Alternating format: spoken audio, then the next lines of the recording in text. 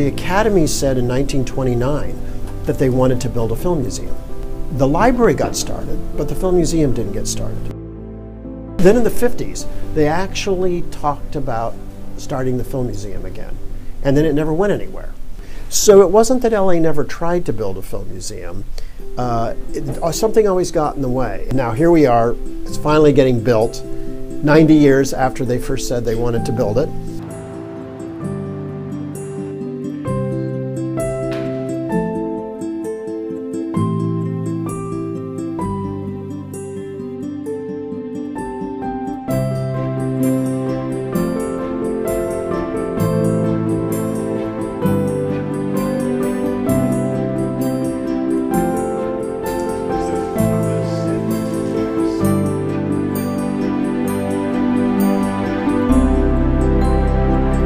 Today we've pulled some iconic objects from our collection for you. Here on the left you can see the alien creature head, designed and created by Swiss artist H.R. Giger for the movie Alien. Then next we see Shirley Temple's very first set chair that she sat on the set, during breaks. Then next, and this is a great piece to have as well, is Harpo Marx's wig, which was so iconic for his character.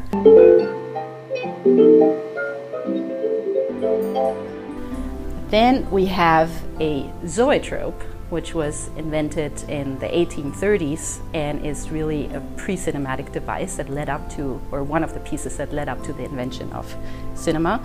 And then we have a typewriter, but just not any typewriter. This is the typewriter that the script for Psycho was written on. This is a costume piece from the 1939 movie The Wizard of Oz and was worn by one of the Munchkins. We're going back all the way to the 18th century, roughly. That's where we start to tell that story. And it's like really not one story, it's like different things from different traditions that come together. It's going to be one of the premier film museums because our museum is not just going to be a Hollywood museum, it's going to be a real film museum that considers international filmmaking.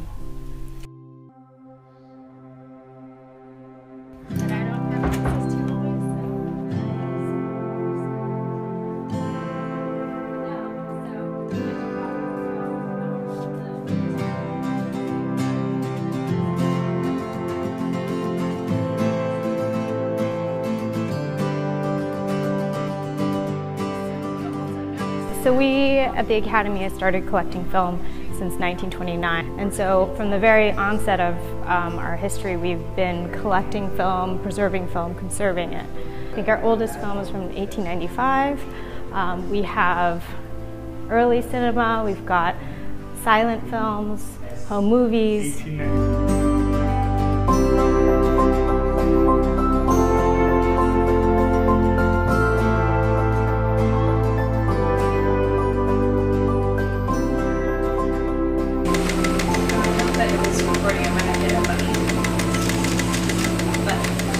One of my favorite objects here in the Archives collection is the screen test featuring Greta Garbo from 1933. The film was made in 1934 by Mamoulian, and we found an original nitrate print and we preserved it. So this print I'm showing you is actually from the preservation process.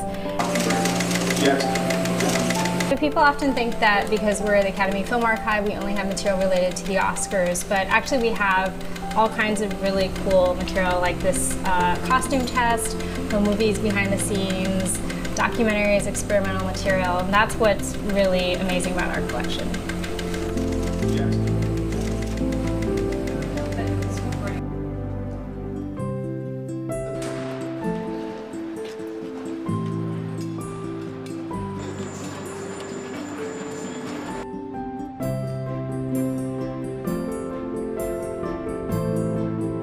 In a way, maybe it's good that it was put off this long because now it's going to be quite major.